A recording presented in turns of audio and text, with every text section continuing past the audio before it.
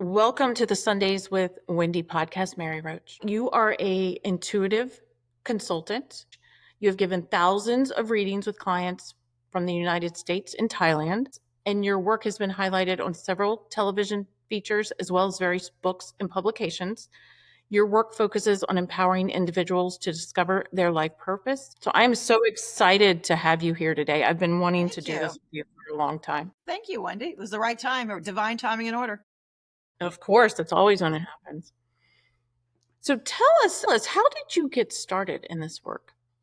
Well, I didn't plan this as a job. I went to school and I studied theater, and I was gonna become a teacher actually, and I was gonna teach theater. And then the school was defunded, and so I ended up looking at media, and then I ended up doing readings. I had always been taking classes. I'm from Massachusetts, and up in Massachusetts, when I started this in the 80s, matter of fact, there was a community college on the Cape, and it was a college where the teacher I met came from. Her name was Pat McKenna, and she's still alive. I think she's in Massachusetts somewhere, and she was so popular that people of all ages would take her classes at the community college. It was just sort of continuing education for adults, and I think she called it parapsychology or something.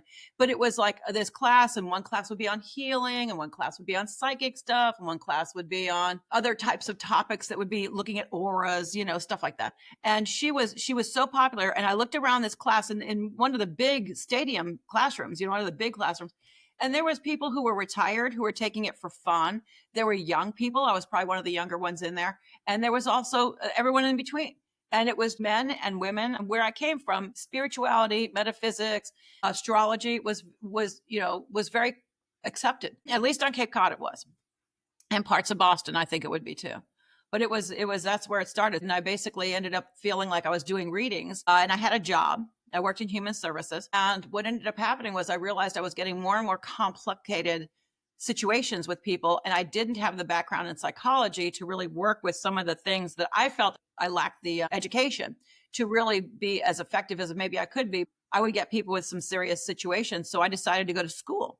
And the only school for transpersonal studies or psychology was Atlantic University. And Atlantic University is here in Virginia Beach, and it's connected to ARE. And Mhm. so I got into that school and got my master's degree over some time. But I basically, that's how I started. Is I felt like, oh, I'm not qualified. But by the time I was studying for this degree, I realized they couldn't teach me how to do this. I had to keep doing it. So, in fact, I kept looking for a job. And no matter how many times I applied for jobs, I never got one. And I was qualified in human services. I would have been qualified in doing other things. I would have great conversations with people, and they'd be like, we just love it. If we could hire you, you don't have 5 years of experience working with the state of Virginia or whatever. So I never got hired. And I think I applied by the time I got to over 50 jobs, I got tired of looking. And people kept calling me for readings and kept calling me for readings. And that sort of became my job. Even though when I would go home with my family, they'd be like, when are you going to get a job?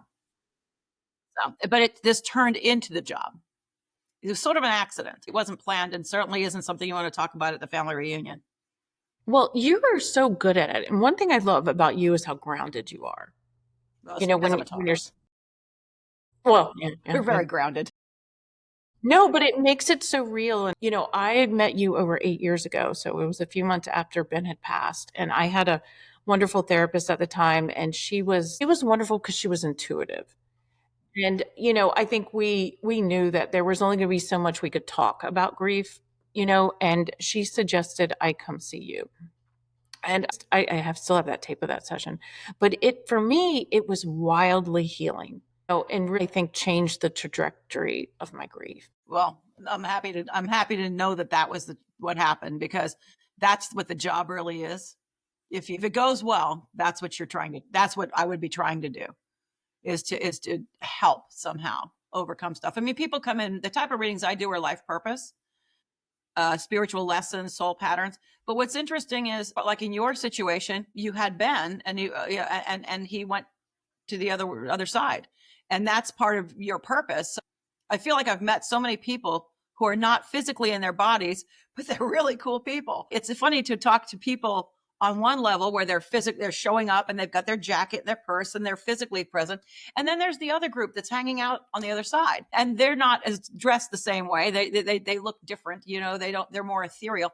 But it is kind of cool because I feel like I've met a lot of people. I feel like whenever it's my time to go, I want to meet those people. Like when I'm on that side, I want to see what's going on with them, like how they're doing now. And of course, some of them can Mhm. be back by that time. I know. I come see you once a year. It's like checking in with Ben. Yeah, he was actually very easy. Well, you guys were so connected too. And Hmm. moms and children are very often connected, deeply connected. But your souls, I think, made an agreement because he passed so young. It was only 8, right? Hey, He was only 8. I mean, so that would be part of your soul's agreement and his soul agreement. I mean, I would hate to imagine in some ways living in your shoes, how hard that must have been, because that was really, nobody wants that. no, but I think him and I had a bond probably way before this lifetime. Oh, yeah. But yeah, and to think about it like that, I never felt really disconnected from him. I definitely had to feel the absence of his physical presence, I say. But there's this other connection that's so real. And I think that's one of the reasons I wanted to have you on because, I've had friends and other people who have lost people and sent them your way. And there is just like I think a calmness that comes after when you can think about it a little differently. But let me ask you a couple questions because for people who this might be a new concept or a new way of thinking for them, is there a different definition between a psychic and a medium? Yes, I think that there is. There are people who are mediums who Hmm. really were trained by people who studied with the spiritualist church. And the spiritualist church is a church out of England. It's also in America. And a lot of the people who studied mediumship studied only mediumship. Now, I think most of the psychics who say that they are only mediums can do other types of psychic work, but they feel called to do mediumship, to talk to people whose children died or whose family member died. Some of the famous ones, I think, where they do the public readings are from the spiritualist tradition. Whether they ever went to one of those churches or not now would be probably irrelevant, but they come from that tradition. I never was taught by the spiritualists. So when I learned mediumship, I learned it very differently because I didn't have anybody who ever had lost anybody, and my dad died in 1989. And when he died, within a few weeks, a client came in whose father had died also. And so it was a matching picture. My friend Linda Schiller Hanner, I used to teach classes with her, and she would say, "Oh, it's a matching picture reading. Like you lost your dad, and then she had lost her dad, and so there was a matching picture situation." And even though our fathers were very different, we had very different lives, very different stories. I was able to tap into her father. And so I was more self-taught when it came to that. I was not trained by the spiritualist church like some of them are. So mediums, a lot of times, I feel that they can do more than just mediumship, but a lot of them dedicate their life to this service, which is what they decide to do, is to help people heal. Maybe heal is the wrong word. To help people overcome some of the suffering and loss. I think once you lose somebody, particularly a child or somebody you're very, very close to, it does change you. I mean, you're Hmm. not going to be the same person as before. So to go back to the old person is not going to be what's going to happen, but you can move forward. And I think that's kind of what the goal would be, is to move forward. But that's mediumship. Psychicness, I'm more of an intuitive, and it's Hmm. because I get a lot of information clairaudient. I hear a lot. But I get these downloads of information, and when they start coming through, a lot of it's soul patterns, past lives, a lot of what the soul life purpose is comes through, but it's like a download. And once I start talking, something about the throat chakra, when you start talking, if this is the crown chakra, it just pops through, it just comes through. And Hmm. so I don't necessarily think about it. A lot of it I don't know anything about. I've never thought of it. It's just coming through. Even the vocabulary can be different depending on the person, is depending on who you're working with. But there is still obviously me in there, having to have an interpret it. But psychic work is basically being able to tap into a person. And then some people like to talk about career. I like to talk about your purpose, because I always was wondering what mine was, because I could never get a job. So I was like, okay, what's my purpose? Um, so that was one of the great um, things that happened. Actually, there's a funny story. When in 1994, I was going to go on a trip to Egypt. And just before I went, and I'd never been, and it's the only time I've ever been. And I kept saying, what am I here to do? What am I here to do? Because I kept applying for jobs and I kept thinking, what am I going to do? Maybe I'll be a counselor. Maybe I'll be a something. And then I had this dream, and I was in a school. It was an elementary school. So it shows what level of learning I was on. I was in elementary school. And the janitors are sweeping up these big piles of dirt to get ready for Christmas vacation. So they're cleaning the school to be closed for a few weeks or something. And I look in the pile of dirt. All the janitors have gone, and there's an Eye of Horus. And I don't have a picture of it, actually. Maybe I do, actually. This is an Eye of Horus. This was actually a bookmark somebody gave me. Anyway, that I picked it up. It was about this big, and it was gold. And I said, oh my God, somebody left this. I got to find somebody and I got to give it to them. In the dream, I'm like running around looking for somebody to give it to. And I couldn't find anybody. And then I woke up. And what it was that was my purpose. Because I kept saying, what's my purpose? What am I here for? And the Eye of Horus is intuition. It's psychicness. It's being able to see, look at this. Anyway, it's kind of funny I have this. I never got rid of this crazy little bookmark. It doesn't really work much as a bookmark, but it's pretty. So I kept it. So, but that's what an Eye of Horus is. But that was the dream. And that's when I realized, stop looking for a job, get a clue. But my feeling is I was going to be more of an intuitive with a purpose. I felt like if you always knew your purpose, which I was always looking for mine, it would help people. And no matter what happened, like even if mediumship is part of what you're doing, which is what part I can do it. I don't do it like other people do it. I do it my own way. But however I do it, I just have a conversation with the person, but that's not really how the mediums are trained. They're trained to do evidence. Spiritual church was there to prove life after death. That was to me what their purpose was in the 1800s, to prove that the life continued. I feel like a lot of people get that already. I hope they do, because, we're not from here. We're all visiting. So it'd be good to have people understand that part. But that's the thing with the mediumship in that way is it's good to connect so that you don't feel the disconnection anymore and to realize we're all connected. But I also feel like it's really important to find out what your purpose is, because once something major happens to you, you're in an accident, somebody dies, you lost your job, you broke up a relationship or whatever happened, it'd be really good to know what you're learning from it. It's not because God's punishing you because you were a bad person. It's not that type of thing. It's like, what am I learning from this? Once I had a reading years ago from a psychic that really helped me. I was in my 20s and I was already doing readings, but just more for fun. And she explained to me what I was learning from something I was going through. And it was because of her. I went, that's why that happened. And I've always been one of those people that said, why is this happening? What is this about? What's behind it? What's the purpose? That's always what I've always wanted to know. And in this one situation, this lady explained to me something that I needed to learn. And I went, oh, that makes sense. That totally tracks. Okay. And then all this grief and sadness and whatever, gone. Because I understood it differently. So to me, the vibration went from, oh, everything sucks. Oh, yeah. Oh, I get it. So the vibration goes up when you understand something.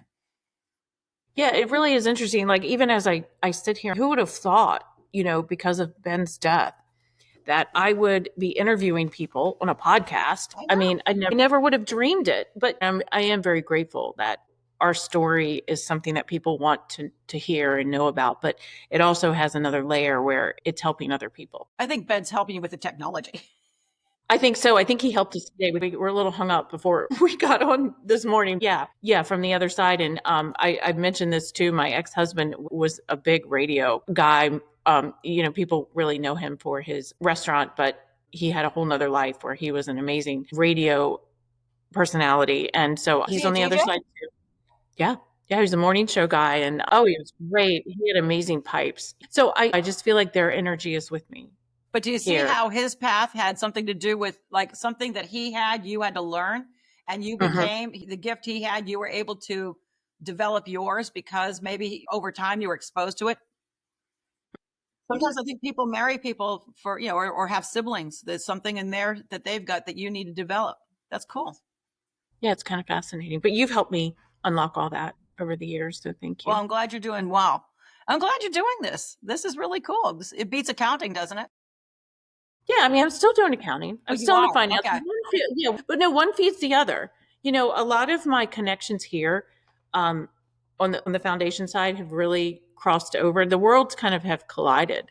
So yeah, so I keep my foot in both worlds. Well, that'll keep you grounded too. I know it's fun though that you can go between. I was going to ask you, do you have a special story, something that sticks out to you, of the people who have come to see you? Well, I think everybody's special. I mean, because everybody's purpose matters. You know what you get from doing this type of work is you learn that we're all connected and that we're all much more alike than we are different, even if we have different talents and skills. So we're on the higher level, you really get how connected we really are. Now, then we all have to go to the grocery store and, get in the traffic and do regular things. But I think I learned from you and Ben.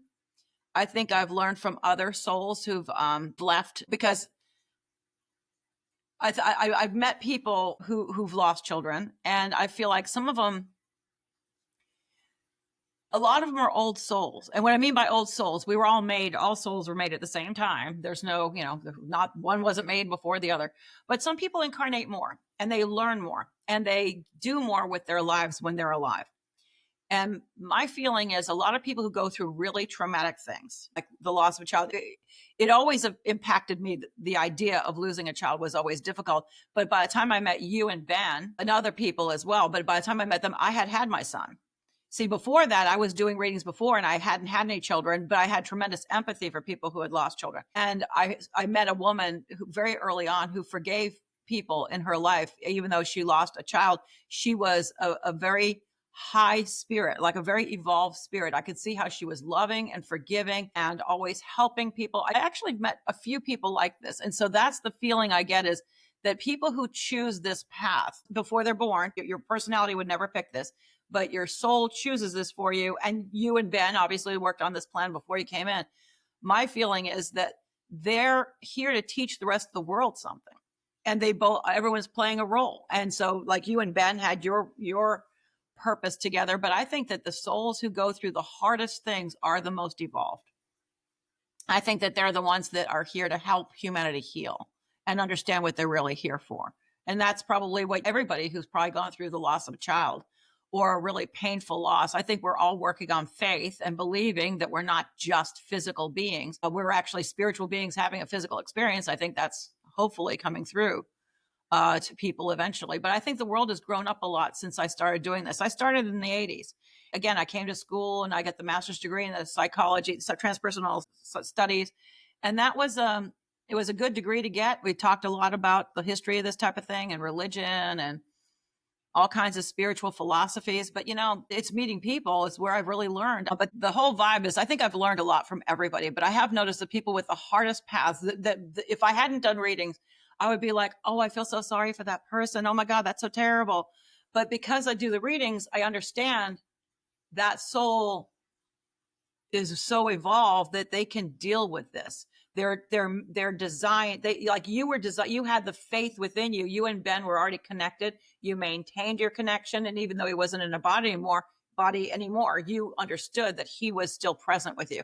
And again, I have the gift of being able to see that you guys are okay. Whereas if I didn't do readings, I'd still be like, oh, isn't that terrible? I would be more my old Catholic upbringing, sadness, grief, all that, fear, anxiety, all that stuff. But I think that it is kind of interesting how the most powerful people are the ones who go through the most. And I think the loss of a child is probably one of the hardest things. But it's also one of the most profound changes that if you could get all the way through it, then I think that it changes you into the person you're supposed to be. And that's part of your purpose. Yeah. And I think sharing a little bit of this and how healing this has been for me, and I know for other people, is so important. And sometimes there just aren't words for it. It's just like you have just a knowing that even though it's deep and as hard as it was for a greater good. I know that sounds so trite when I say that, but that's just how it was a long process. You didn't suddenly wake up the next day and go, oh, everything's fixed. I feel great. I'm sure you didn't. I know you didn't. It was a process. But I think I think it's a process of becoming. I think that's true of all human experience. It's all a process of becoming. If we could just get through it and understand what we're becoming. But to kind of take a step back, like I've just always been a curious person and have like this 360-degree look at things, kind of like take a step back from like the problem, right? And just kind of let it breathe a little bit. And I think that's really hard sometimes. Well, I think it's hard to live with something you can't change because there are things that you can't change. And I think that, like they say, oh, you can change your reaction to it. Yep, you can. That's not easy either. But I think that there's a lot going on with that with you, it's like getting a hold of it and experiencing it. You kind of have to go into it, I think, and kind of live and all the nuances of it, which I think is really very, very difficult. It's amazing what people go through, and it's amazing that people overcome it. And again, it's not that they're healed and everything's fabulous every day. I don't think anyone has that experience from Mm-mm. anything. But I do feel like that there are things that you are working on that are here to change the world. And here's the thing that I was talking to actually the therapist that you used to go to. I was talking to her one time, and we were both in agreement about the one thing we would both be afraid of happening for ourselves is to come into this life and not do what we were here to do. Like to Mm-hmm. just miss the bus, like just completely do nothing that we were really supposed to do. And that's the thing. I'm not afraid of death really, because look how many people I already know over there. My whole family's practically over there. So I mean, I got friends over there. I got all kinds of people over there. But and I got all your people over there, and I've got all these people I hope to meet someday. But the other part of it is that's not the scary part. The scary part is what if you don't fulfill your purpose? And that's the thing. I've always been fixated on purpose. I mean, just personally. And I just always felt like if you don't fulfill your purpose, if you don't learn what you're here to learn, if you don't become the version of you that you really are meant to be, maybe that's not always that good. Maybe you're not really happy when you get there. Like you're oh, I could have done more and I didn't do it. Well, then, and I know there's probably varying views of this, but I don't want to have to come back and repeat. I don't have to repeat this life No, to fix it. I don't think you will. Oh, good. Thank you. No, But I no, I mean, think you're good. I think you guys have like we're doing that once. We're never doing this again. yeah, so maybe I can have the princess life next time. I mean, maybe we'll see. A We'll lot see of what I jewelry in decide. that one. But when you're on your path or you're doing your purpose, I think there's a flow to things. Like things aren't as hard. Things come a little easier to you. Do you find that to be true? Yeah, I think it's like Taoism, like being in the flow of the Mhm. universe. I do feel like that things open up if you just let your ego get out of the way, and then just which I'll struggle with, but also to just okay, what do you need to do next? And then all of a sudden it's right there. Like you literally walk out your front door and it's right there. So I think that happens when you're in the flow. That's why I like downtime.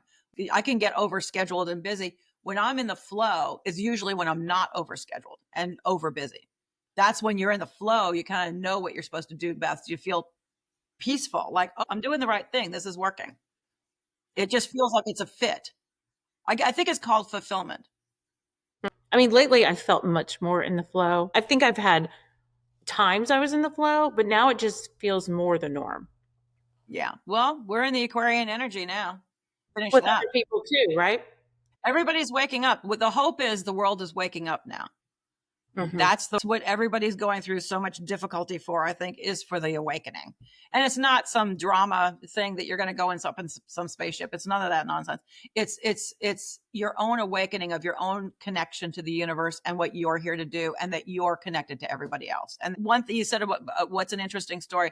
One of the things that comes to my mind was I remember somebody saying to me from the other side, the idea that you don't lose like everything you thought you lost, um, you really haven't lost. Like it's all part of your life again. And so the loss is temporary. And the loss is based in the human personality. The human soul doesn't lose anything. So if you live on a higher level, you don't feel like you've lost everything. The personality feels like it lost everything.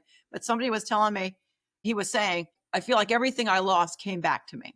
And one of my favorite movies is Field of Dreams. And that's where the ball players are allowed to come back and actually play ball. And that's what they're made of. And that's what they wanted to do. They got to do it. And so it's like you don't really lose anything. I thought, how could you, if God is good and God is love, how could you lose anything? And yet we all feel loss all the time. We always feel like, oh, I didn't get what I wanted, or this didn't work out, or this was really a crappy day. We all go through that stuff. But I think the higher truth is there is no loss. That's what I would like to learn, to live with that idea. Like, there is no loss. It's all perfect. You can't lose people. Like, you and Ben can't lose each other. And Mm-mm. I've lost my family, physically. They're not in this world anymore. They'd be old at this point. And they wouldn't want to be here at over 100 years old, I don't think. But I don't think I lost them. I just feel like that they're busy doing something else. Well, yeah, because sometimes I have a little guilt too. I'm like, I don't want to like pull on him. You don't pull on them that much. I want him to be enjoying his freedom. He had so much that he wasn't able to do here that he's free to do whatever he wants. So now he'd be 17. He'd be 17. Yeah. So yeah, he would be driving and I He'd think be up at about, night worried. right. And he would probably have some kind of, really unique car. 68, 66 Mustang or something. Right. It would be like an old antique or something. I mean, Yeah. I had fun playing with that. But where he is, he can drive whatever he wants. Yeah. He can do whatever he wants. So yeah, but no, I don't want to ever burden him. I don't think you do. I don't think a parent, I mean, I think that there are parents that have high expectations for their kids when they're alive and expect them to do, to be, I went to West Point, you need to go to West Point. I think there are people who do that. I think that could be a burden, particularly if they would rather be a hairdresser. I mean, it'd be better to be, to let them be who they need to be. And that's one of the things that kids are there. You're there to let them become who they need to be. And I think with you and Ben, you guys were more partners in this, together. And I think often with unique, really difficult situations, the souls are so powerfully connected that to be in that connection spiritually is probably where you all came from. You guys probably spent a lot of time working on this life before you came in. We had a little I remember you said More these than a words. little conversation, probably. I think your words were, Ben said, "Hey, I want to go have this experience." And I said, "Okay, sure. I'll go do that." And he said, "No, you're going to have to go against like natural law, or you really have to think this out because this is not going Yeah, to be easy." because we're supposed to die before our children. Mm-hmm. That is the natural way it's meant to be. That's why spiritualism and mediumship came up at all, was because of all the kids that were dying. They died every century, but people died a lot in the 1800s, and this movement started and the spiritual church was formed in the 1800s. It's really based in England. Mm-hmm. That's people don't go to England always to get training, but there are a lot of the famous mediums you see are the ones who are probably had some training from somebody who learned from that type of work. But I just never learned that. And I don't do evidential mediumship. I don't do that type of work. I do more intuition. And basically, I've had people who I've tuned into who they have a relative who's very quiet and doesn't have a lot to say. So I can kind of get in there and have a conversation with them, but we're not going to prove life after death. It's either a real conversation or, but I'm not going to, be able to prove anything to anybody. So they have to either feel it or not. Sense it Mm-hmm. or not. It's just, again, I've been very fortunate. Most of the people on the other side have been very, very, very helpful. I always ask them, can you guys make sure you speak clearly so I can understand you? Because I really need to get this message right, guys. And yeah, you got to help me. Because again, the most of with psychic work, one of the big mistakes that psychics make, if we make a mistake, it's in the interpretation of the information. So you got to make sure you get it right. And you don't know. I mean, again, it's just like anybody else. You can get it wrong, but it may be that you get an idea, an image, or information, and you could say it the wrong way, or misinterpret it because you think it's something instead of really allowing it to be what it is. That's a process that that all of us have to work on our interpretations. But with people speaking, you just have to say what they're saying often. And I've found like with people on the other side, and I think I was doing it this long before Ben passed, but I had the woman I brought my practice from, she passed away not too long after she retired. And I remember one day I was having a real hard problem with a client. She never taught me much about accounting, but she really taught me about people. And I just kind of like channeled her real quick. I was like, I could use some help here. And it wasn't like that moment, but that next day, the solution came. And I thought to myself, well, gosh, maybe we just have to ask. Yep. That's They're not supposed to intervene unless we ask. Is that true? I think the angels and some of the guardians will intervene if you need extra help. But I feel like that if you really want to get the help you need in the world, you need to ask for it. And I think you need to ask the angels. I think you need to ask your, I don't know if your loved ones, I mean, I feel like mine are all busy doing something else. But if I had something that had to pertain to all of us together, they might be able to chime in on that. But for the most part, I think, like, for example, this woman was your former boss, right? So she spent a whole lifetime developing skills and probably knew how to deal with that particular situation. And if she was around, she'd be like, oh, this is what you do. So I think that because it's her skill set, she could definitely kick in, and you would have asked her anyway. So the pathway was already open for you to ask her a question. Mm-hmm. It would have been expected in physical life. So I think that she would probably have been gracious enough to help you from the other side. They always say, ask and it is given, I think. And I think that's true. I know, but I think you have to be prepared for the resolution to come and maybe in a way you don't expect it to. Well, that's the your will versus God's will type of thing. The higher will, a lot of times it's just like, I just want what I want. And then they say, no, we're going to do it this way. This way you learn more and it's more interesting. But then in the hindsight, you look and say, oh, well, that was a way better way of that working out for me. But when you're in the middle of it, again, your ego can get a little bit stuck and say, well, I really just wanted it like this. Just, write me a check, universe. Instead of getting me a job, just write me a check. But that's what I think a lot of times we get what we need, not what we want. It's that old Rolling Stones song. You can't always get what you want, but if you try, sometimes you find you get what you need. That song has bugged me for years because every time I'm in a tizzy about something, I will get in the car, I'll turn on the radio, and that stupid song will be on. And I'm like, so yeah, always look for synchronicities too. I mean, there are synchronicities out there, not just with people on the other side, but with the universe sending you messages because they want you to succeed. They want us to succeed. They don't want us to fail. I mean, I don't think that it's like, oh yeah, the human race is a bunch of jerks. They're going to fail. I don't think that's what they want from us. I think they want us to succeed. So I think that if you ask for help, not only will you get it, but also start looking for the answers in things you didn't normally look for answers in. Like you woke up the next day and knew how to solve the problem, right? That happened. Or the problem kind of resolved. Then I was really curious how it got resolved. I was like, oh, that's really interesting. See, it's way more interesting when you let it work that way. But I wouldn't have said this. I'm in my 60s now. I wouldn't have said this in my 20s or 30s because I just wanted it the way I wanted it. Right. And you have to live long enough. You have to survive this world longer. You have to get through a lot. And when I would come in and see you annually, I was starting the foundation, and every year I would come in and that was one of the things I always asked you about. And I remember you said to me one time when I started it, like I was holding it so close, and you said, and I know you were channeling, I don't know if you were channeling Ben at the time, but you said, the universe wants to play. And I was like, I've got to let it go. I've got to loosen the grip. And then soon after, I hired our first person, and now we have a team of 4, and they're doing amazing work, stuff that I don't need to be involved in. I need to do what I'm really good at. And it's just grown and continues to grow. So sometimes I go and I've listened back to those tapes, and sometimes it's just one or two little things, but yeah, that's why it's good to record. That's what I like recording because you hear something different. Because I've gotten readings before. I used to study astrology, but I sometimes still get astrology readings because it's good to know, to get a perspective of your life that's objective, that's not from your personal opinion about your life. It's from, this is what I'm going through. Okay, I'm learning this now. And so it can really help.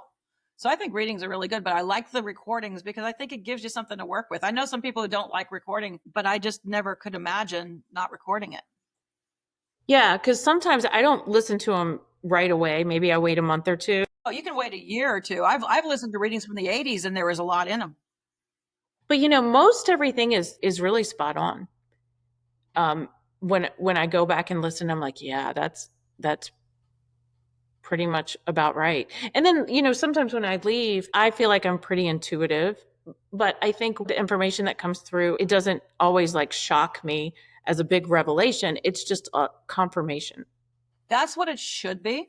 Mm-hmm. That's really what it should be. If it's a real shock, it means you were a little bit out of touch with the story.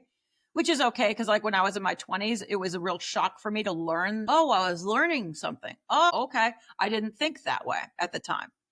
And then once I heard, oh, you're learning something and there's a purpose behind it, I can live with that. But you, in your situation, I think women are generally more intuitive. But again, I think souls who go through a lot of experiences in life, maybe, a lot of people go through, people are exhausted right now. I mean, they go through a lot and they're tired today. There's been a lot of changes. A lot of patterns are shifting. A lot of the world is shifting. And so people really are learning a lot now, but it's not easy. So I think that if you did ask for help and said, okay, spirit, I could use some help, or I could use divine timing and order with this, or I could really, I don't know what to do about this, but I'm going to give it to you and you're going to help me, right? So I feel like that if you do ask for help, it's going to work. But I also feel like anybody who chose to be alive at this time probably chose tremendous growth. I mean, I'm not Mhm. saying prehistoric stuff was easy. I'm sure it was pretty hard. I don't know if I was around then. I don't know, maybe. But I think that this world is, with all of our technology and all of our information, like the age of information, there's so much coming at people. It's hard to get quiet. And so I feel like it's hard for me to get quiet even. So that's why, and it doesn't have, you don't have to meditate and become a Buddhist and be perfect, but it does feel like if you could get some peace. And I find the most peaceful is taking the dog out, walking, looking at the trees or just feeling the wind. Anything that's nature oriented is also, it can be peaceful. And not every, again, I think the idea that you have to be a perfect meditator, some people benefit a lot from meditation and they're very good at it. Other people take yoga classes or go to the gym and work out for an hour. That's their meditation because they're in the zone when they're doing it. And probably great ideas come to them in that situation. So we all need some downtime right now. We all need a break, really. And I've gotten to a point, I don't know if I've coined the term or someone told me the term, like my internal counsel. So I just have a little quick meeting with them. I used to do it once a week. And then I was like, why am I doing it once a week? I'll do it every day. And it's just a little, like, I have a meeting in my head before I get out of bed. Hey guys, and I thank them for whatever happened yesterday. And this is what I could use some help from. And I invite them to be in part of my every thought, intention, and action if they want, you know? Oh, they do want to. Yeah, I'm sure they do. Yeah. And, but the more I kind of engage them, and it is not a lot, it is a quick conversation, but it's kind of like, let's go play. And I jump right out of bed. Well, that's see the gratitude that you had though. I mean, that's the one thing we all need to work on is the gratitude. Thank you for yesterday, or thank you for this, or thank you for this working out right, or thank you for letting me get everything done that I need to do. I've noticed that we humans live on to-do lists. I got to get this done, this done, this done, this done. And life, if you have kids that go to soccer or, whatever you have in the world, there's a lot that you're supposed to get done. And if it's something you don't even want to do, like some medical treatment or some medical test you don't want to do, I would still ask for help with it. I would say, okay, let this flow, let it be painless or easy or, effective. And for me, even with mundane things like scheduling, a lot of times if I try to schedule somebody, it may not be the right time. It may not be the right place, but I have this part of me that says, well, you got to make the calls and you got to get these people scheduled. So I'll start doing it. And then I will call 20 people and not get a hold of one. And then I'm like, oh, the universe doesn't want me to do this today. Okay, well, and it takes me to the 20th person to realize I'm not going to get anybody. So what I started doing was saying, okay, universe, and I just say angels because, angels don't really have names. I know we name them because we got to have some concrete idea about who they are. But I just say angels because I know that there's more than one and they change out. That if you're working on a certain project, like when you start working on videos, you got different helpers to help you with all the complexities of this. So, I mean, you could say helpers, angels, guides, whatever you want to call them. But my sense, there's a lot, all of them are different. But I feel like that I always say now, I try to do a little bit of like what you're doing. I need divine timing and divine order, and whatever needs to be done, I'm going to get myself out of the way, and I'm going to let you do it. And what I've noticed is everything goes perfectly, like better than perfectly. Like I couldn't have done it that way perfectly. So I noticed that, and if whatever my ego wanted to do, it has to get out of the way, and then all the stuff gets done, and it's almost effortless under those conditions. Almost effortless. Yep.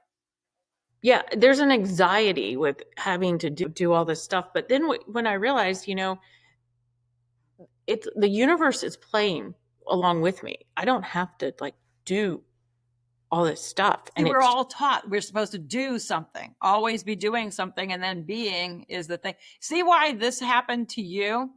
Even though, I mean, you're a more spiritually evolved person that understands that or can come to that understanding. There are people who don't want to have that understanding or say, no, I've got to do it. And it's okay. It's a burden for them. But I don't want to work that hard. I mean, when I do readings, I don't say I'm not doing them. I always tell the universe, y'all know what you're doing. Y'all have a job today to do. You got a couple people today. You guys are going to be doing this. I'll cooperate. I'll show up and I'll make sure I eat lunch. But other than that, y'all do your thing. And it works. The more I get in the middle of it, this more screwed up, or something will go wrong. I mean, it doesn't usually go wrong, but somebody's, late or something happens because traffic is messed up at the tunnel or something. But, if that happens, it almost always works out perfectly in a way that we didn't expect. I know I read one time where it's like a radio channels, like a frequency. And like you get in your car and let's say you get the red light and then you're nervous you're going to not make the meeting. And then your whole day is going to be on this frequency of anxiety and fear of, Right. Yeah. But if you got to the red light and then you just took a pause and said, okay, well, maybe I'm not supposed to be there at exactly the right time. I can be 2 minutes late. And you could just cruise to the meeting. Mm-hmm. And so it's almost like I think we have a lot more control over our lives than we give I ourselves think we're credit. supposed to be operating from our soul consciousness, not our personality. Our personality doesn't know what it's doing. At least mine doesn't. So, I mean, I think it would be good to, like you said, the whole day is anxiety because you think, oh my God, I'm late. Oh my God, what was wrong with me? I did this. I did this. Oh, spent too long doing this. I should have just gotten, done it faster or something. And then you're right. The whole vibe is not flowing. It's not functional. And I mean, that's something I'm working on. We're all working on this stuff. This is all a Yeah. work in progress. So hopefully we'll all get it eventually. No one's got it figured out. But let me ask you a question because I always found this to be kind of interesting too. You and I have talked about this in your work. Do you see a difference or a bigger difference between the men and the women that come to see you or the willingness for them to come see you? I think that the women are already more intuitive usually. I think that, matter of fact, if I go back when I started doing readings, it was about 87.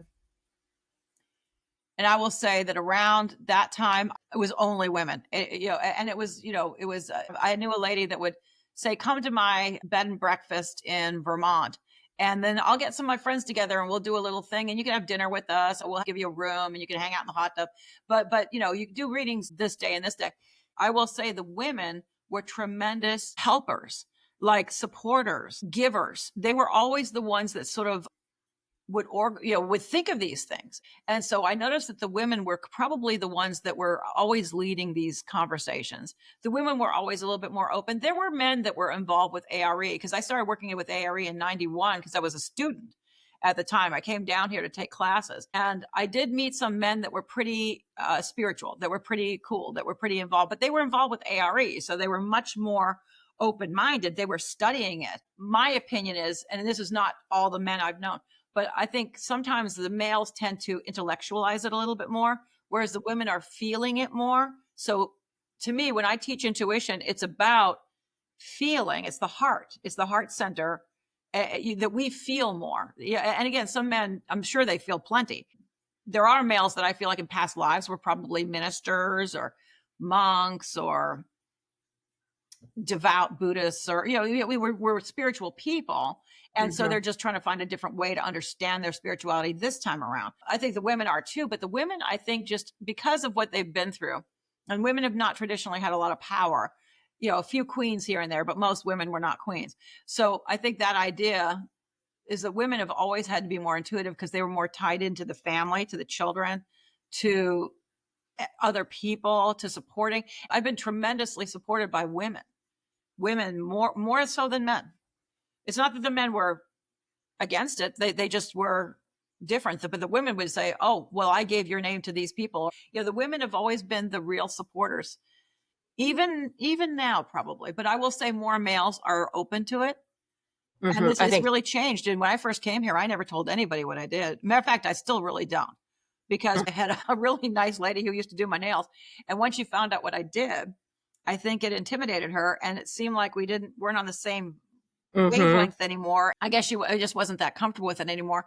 And we ended up sort of going in different directions. I noticed that once you tell people something, some of them get really turned off. Some of them become very religious.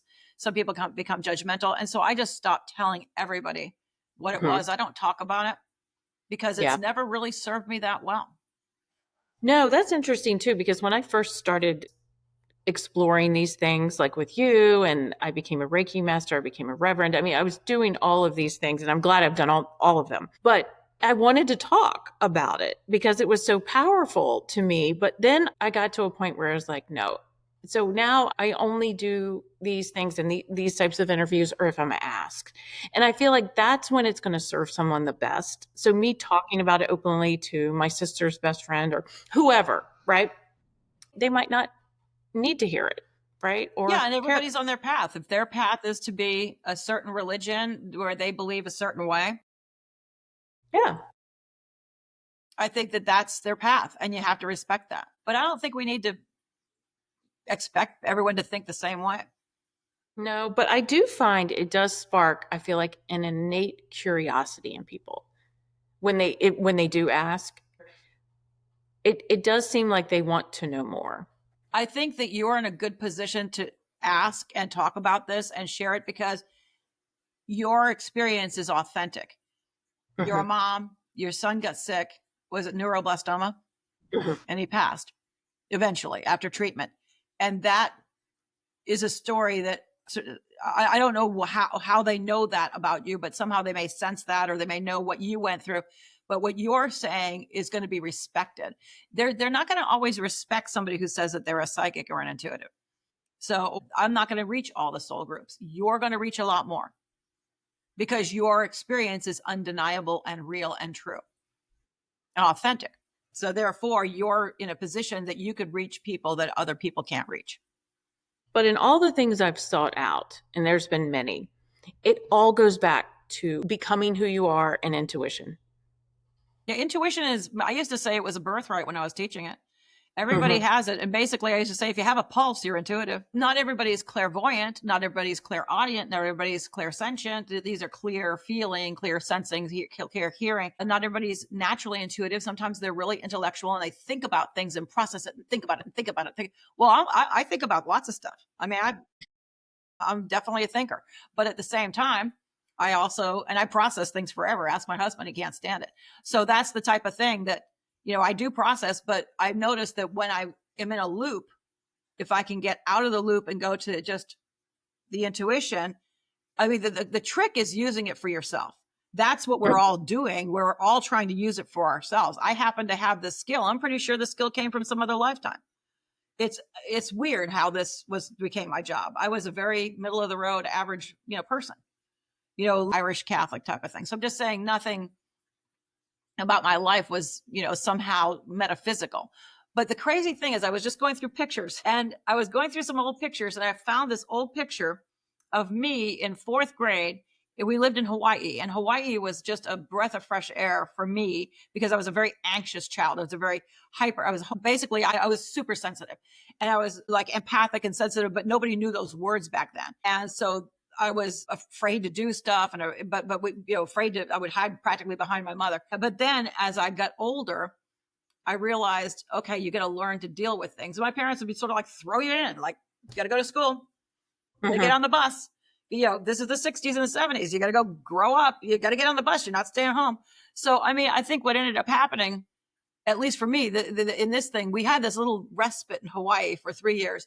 And it was a great time because it was beautiful. It was fragrant. It was always a breeze. It was just a beautiful place to live. It was a very calming place. And I wasn't a calm person. I was still not a calm person. But it was a beautiful place. I found this picture of Christmas in like fourth grade, and I'm opening this present, and it was called Kabbalah, the seeing eye, and I don't know where I got the idea. It must have been advertised on TV like all the other kids' toys, and I was interested in this. And I'm like, oh my god, I was interested in this stuff. I mean, I know I had Barbies, but for whatever reason, I had this interest somehow innately in me all the way back to as far as I can remember, but I never knew what it was. And here a company makes this silly game called the Kabbalah, the seeing eye or something. And here I am in this picture, like psyched out of my mind that I got this dumb game. But that was something that was really, I was like, okay, this has been in you for a while. This has been, Hmm. you brought some of this stuff with you. And everybody brings something, this whole idea that babies are just blank slates. That is so not true. because they bring something with them. It just wakes up at different times, you know? Like, I think I read somewhere where if you come down in an incarnation, that maybe 20% of your soul stays up and 80% comes down. Is that true? You know, it's interesting. I think now that we're in this other age, I've been waiting for this Aquarian age forever. And finally it's here. I'm liking it so far. Well, you know, it's been rough. It's been rough. It's been a really rough birth. It's been very, very difficult. But I will say, and I remember that song, like in Hawaii, I remember hearing that song, The Age of Aquarius, or, you know, all that stuff. The Fifth Dimension was who did it, actually. The one that I heard, the version I heard, I love the Fifth Dimension. Anyway, so this whole vibe was that this Aquarian age, my feeling is that I think I wrote a thesis, actually. I knew a therapist named Tom Baker, and we were doing some past life regressions because I never knew what my past lives were. I was like, I don't know, did I ever even have any? And he's like, I'm pretty sure you did. And so we actually did a few. And what turned out is at some point I had started going up these staircases, and I kept saying, oh yeah, that stair is blue and that stair is green and that stair. And he kept, wait. I didn't tell you if there was colors on the stairs. And I was like, well, anyway. So he goes, just tell me more. And I just kept telling him stuff. And so I ended up getting all this information about different levels of consciousness. And we actually did some specific sessions just on the levels of consciousness. I wrote a thesis for my master's degree. And so my feeling about the soul is the age of the soul is Aquarian. That's why one thing I've been waiting on forever to get into this Aquarian age so we can be the age of the soul. And here we're all getting our butts kicked big time. But I think that the age of the personality was from the time of Jesus till sometime recently for all of us. And what I did get on these different levels of consciousness is the age of the personality and the ego was really the Piscean age, but we were struggling trying to get to know our spiritual side, the fishes. The symbol of that picture of the fishes, the two fishes. Oh yeah, I'm a Pisces. Yeah, no. But one of the fishes is materiality and one of the fishes is spirituality. And so here we are in the dance between spirituality and materiality. We're all trying to learn to not believe in materiality quite so much and believe in spirit and soul more.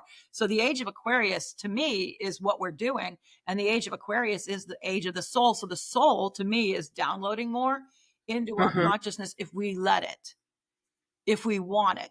And my feeling is that the soul is like, I've done readings forever now, and I've met people, and we say we're working on some problem that drives them crazy, like a husband or a wife or a life or money or whatever. And then one day they overcome it and they solve the problem, or they retire, or they get divorced, they get married, or they change something or whatever. And so whatever their choices are, they evolve, they overcome, they move, and all of a sudden they're on the next level of life. They're up here now. And I have met people that I couldn't even find the old energy. And I'm good at this. I'm a little detective. I can find stuff, but I couldn't find the old energy based on that bad situation that they were in. It's like gone. And I get all this new information. And to me, that's the soul going, well, you graduated from all that. Now you're working on this. And so all this new information. And what is the container for the information? The soul. Soul has all the information. So whatever else you're going to do is going to come from a higher level. And the soul isn't personality and ego. It's individuality. It's your individual. You still have to have an individual self. You're still an individual being, but it's your individuality, and your individuality is fed by the soul. That's what I'm trying to write about that now. You know, it reminds me, there was a book I read. It was pretty famous, called Many Lives, Many Masters. Yeah. Brian. Yeah. But it was, this woman nothing was really wrong in her life. I mean, she was actually a very beautiful woman, but she was riddled with anxiety, and there was no real reason for it. So she started going to therapy, and he started hypnotizing her. Yeah. What was happening is regressing her, right? Yeah. And so she was reliving these lives, and a lot of times she died very tragically. But every time she went in, it was like she would get better. And I found it so fascinating. Yeah, that was a 70s book, because that book, that was the type of thing that we all knew about, like in the 70s, I guess into the 80s. And then it seemed like there's been new stuff coming in. I mean, there's Anita Morjani. I've been recommending her book a lot. Her book's Dying to Be Me. I was impressed with how well she wrote it. It was a gift that was a note that was from a client who said, I thank you for helping me and my son or something. And then I put it on my shelf, didn't read it, which is what I do with 1,000 books. And then one day I just grabbed out of nowhere, again, everybody follow your intuition. I went to the bookshelf. I went, oh, this is an interesting book. It's not even that long. You could read this. I wanted to start reading at night instead of, watching TV or the news. The news was not working out for me anymore. And so I started reading this. She did a beautiful job. And I feel like the near-death experience people have done a lot of good in the world by talking about their experiences. Now, I think they have to move on from those experiences. They can't just stay in that celebrity of near-death experience. They have to sort of evolve beyond it. But I do feel like her piece, I think she's a very, very good speaker too. And she's, her writing was exceptionally good. I mean, I'm sure she had a good editor, but she still ended up writing the story. And it's an authentic story. I mean, if you have stage 4B lymphoma and you're not dead in a few minutes, then something's going on. And she knew if she lived, she was going to have a different life than the one she was living, but she was afraid to be who she really was, based in her background, which is true of all of us. All of us come in with these backgrounds that are kind of, sometimes you're here to overcome parts of it. Yeah, I know. Well, thank goodness there are people like you who can shed the light and help us through these life experiences, because it is not easy. It's a bit of it's tough. I mean, I think we're all going through it. That's the thing, is we're all in the same, what do you call, sort of, I won't call it a war, but we're all in the same process together. So I think we're all in the awakening. But again, you're doing what you're here to do, and you've got an expertise that's working, and people will listen to you. So again, everybody's got a purpose. You don't have to be a psychic to have a purpose. For this type of thing, you could actually be a person who learned something from your life. I'm all for education, but it's also your life informs everything you're becoming. And everything you become, you take off from that platform, not from where you started, so you just keep growing, hopefully. Well, of all that you've seen over the years, this podcast is about healing. So I Healing. do want to ask, yeah. Yeah, So that's right. That's right. Yes, I go off on tangents a lot. no. But I want to ask you, because I asked all my guests and I love to hear everyone's answers. So I'll ask you, what does the word healing mean to you? Wholeness, holiness, Mhm. higher consciousness. It's becoming your whole self, not just the pieces that are broken. Yeah. Matter of fact, in my thesis, the fragmentation is the personality suffers fragmentation. The soul understands, well, you had that problem so you could become whole.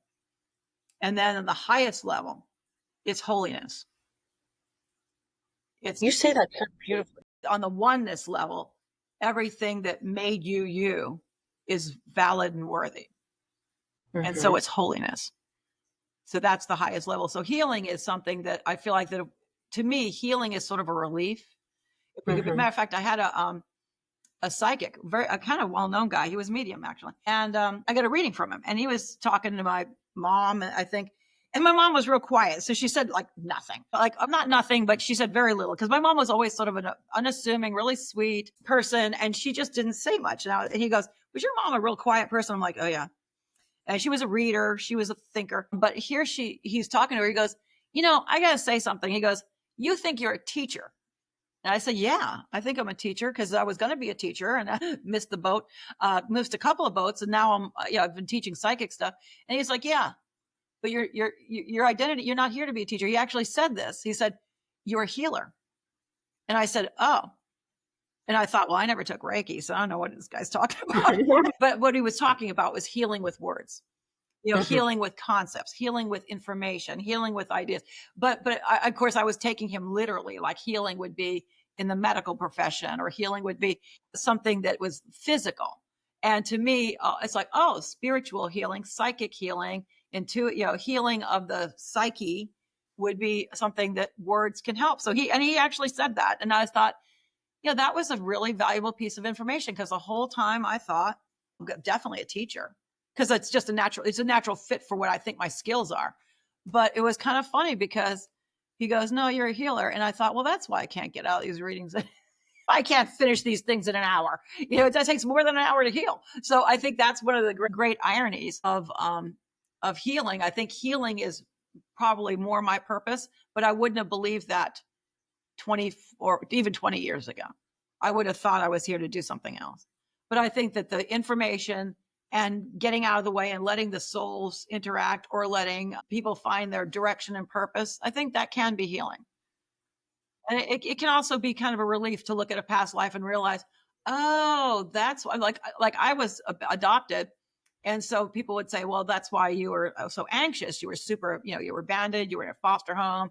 You're not abandoned, but it was a plan that you go into a foster home before you get adopted. And the crazy thing about that was I ran into several people who over the years had children that had all these symptoms of anxiety and fear and terror, like separation anxiety, like, oh my God. And I'm like, well, are they adopted? No. And so they weren't adopted. And it turned out the only place, if they had been to different doctors, they had tried to figure out what to do. And you don't want to really always medicate people, because you're going to get to the bottom of it and find out, why is this person so anxious? And what was underneath it was a past life where that had happened. So sometimes there really is a past life. And I know people don't all believe in them, but they've always been sort of there for me. They've always been part of the story, at least in my thinking. But the past life, they may have been really scarred by abandonment somehow. Think about any era before now. Even now has been hard, but think about the earlier historic eras of abandonment for children, and people being on their own and ending up in workhouses or orphanages. The feeling is that one of these kids that I had worked with didn't have any problems in this life. That's why he had such good parents. He had such beautiful, wonderful, loving parents to make him feel safe, to make him feel comforted. And this came up more than once in the years, decades that I've worked, where the soul really, really brought it in. And they only bring it in not to suffer from it. They bring it in to heal it. So there's your healing again. You bring stuff in to heal it. You don't bring it in to suffer from it again. You bring it in to let it go and become conscious of it and understand it, and then move on and evolve through it. It's always through. I don't love the going through things sometimes, but we all, I think, have to go through. And I think that's what the evolution is. So healing is, I think, what we're really all here for, truly. I think we're all healing all the time. And I think most of us are healers. I mean, we're healing in all the work we're doing. Yeah. Yeah, I never really thought that when I was, so heavy into my finance career. But, I always say it was way more about people helping the people. Well, problem And it solving can was be just healing. the transaction of doing a return or gathering the data for an audit or something. Yeah, but it's still part of what the process is for them to understand how to do what they're doing better. True. So, and I will say, my husband does taxes and he loves it. It's crazy. He just loves it. And for whatever reason, people brought in all these returns from the past. I can imagine the relief of just saying, here's all this stuff. Can you solve this problem for me? And I feel like that they probably walk out feeling 20 pounds lighter and stress-free, because all the problem that they've been worried about for weeks and years and months gets solved. That's healing. It's funny. Like I didn't tell people for a long time, but because of that, like you'd have so many people, and this was way before things were electronic and things could come through the computer, Yeah. but people would bring in their papers or they'd sit down with you, and I would feel the energy exchange right there. Like, especially if it was a divorce or a death that year, it was almost like in the papers. And so I would it was a sage, and then I moved on to Palo Santo, and then I graduated to like a laser that would do it. But like I would go in the morning before people would come in, and I would, oh my God, I'm sure the owners of the buildings never knew I did that. But I mean, I had to clear it out. It was heavy. But do you see all that receipts and all that paperwork? This is what happened to me this year. And I think that going through it is actually a process of healing, where they're actually seeing it, revisit. Oh, that's what's going on there. Okay, I get it. Yeah, I or think there's a or the lot going way on. that what I was trained to detect a problem or be skeptical enough to find the problems, and bring it to their attention. And then I think it was in the way that you were helping them through it as well. Like, I would have to deliver information if I found fraud or, some not so great things. So yeah, it's an interesting process. I think everybody's a healer. That maybe that there's their grandmas and they've got grandkids, and they can spend time with the child where the mom has to work. And she can't spend all the free time with the child, but the grandma can. I mean, sometimes there are really places where people heal and they don't even realize that they're healing. Yeah. I mean, that's what I found. And, just to think that we'll never know, we will never know for sure until we're on the other side again, right? Yeah, well, This is all I about. think we'll be pretty sure in this life. I'm hoping. You Because if think we it'll come? keep growing and getting clear about what we're really about, we won't have to keep second guessing it. And the more faith you have, and again, I used to always get annoyed, if you're raised Catholic, you hear faith, faith, faith, faith, God's will. And you'd be like, really? That's God's will? Seriously? But as you get older, I guess you go through stuff, you understand it differently. And that's what I think is the higher will is I understand why I had to go through that so I could do this. So this version of me could go forward. The other version of me didn't have the understanding. That experience taught me the understanding. So now I can move forward in a different way. So I think that, that's sort of God's will. And I think the faith thing is really just knowing that God's got your back, the universe has your back, that you're not alone. And again, the whole connection with other people. I mean, just look at DNA stuff where people are connected. If you really did DNA, I bet you we're all related in a crazy way. If you did DNA, you say, oh, you have 4,000 matches or something. You probably have thousands and thousands. And then they're all connected to other, if you look at families, probably everybody's connected to everybody on earth. And you can't prove that. And I'm not a scientist, clearly. But it'd be kind of cool to look at what we're really here for, which is, I think, faith and probably healing. Like you said, we're all here to heal our old stuff and get past it and not let it define us, not let pain and suffering define us or anxiety or anger. Said this the other day that, like, Ben was such a living example and he was never defined by his illness. And, people talk about grief and sometimes they say, how did you do this seamlessly? You did this so much better than we thought you would, or whatever. But I say, if Ben wasn't defined by his illness, then if I was defined by his death, then I would do his life a disservice. Yeah, but again, this goes to the people who go through the most difficult experiences. They're usually the ones that have the growth. That they don't know they have it until something happens, and then something happens, and then they are like, okay, well, I do understand something going on here spiritually, and then they find their way to that light, or to the peace, or to the understanding. I think understanding is what we're all looking for. A real understanding, the depth of understanding, like the whys. I've always thought the whys were kind of tricky. And now I think that's why, because we're always trying to get underneath what's going on and what the purpose is behind it. For me, I have to believe in purpose. I have to. If I don't Me believe too. in purpose, it doesn't, nothing in the universe would make sense. And it's fun to think about it this way. I mean, if we just focus on all the drab things in life, the grocery list or getting gas in the car, or all the other things that can kind of like weigh us down. I always felt like being spiritual or looking to a spiritual vantage point or viewpoint just was more fun. Yeah. And it's actually like, when you watch a series on a TV show or a movie and it's been super well written, like, oh, look at that nuance there. And they're foreshadowing this. And look at how they wrote that storyline all the way back here, suggested what's going to happen over here. And the real brilliant writing, to me, our lives are brilliantly written. But Hmm. we don't see it because we're too busy thinking we're screwed. The universe is screwing us over, or we're too busy worrying about money or our weight, or I mean, I don't. Again, I'm guilty of all this stuff too. But I'm just saying that when you look at the deep stuff, it's like an amazing puzzle. That when you really get it together, it's brilliant. It's like perfect for who you are. And everybody that seems to die, they seem to be okay with what their story was.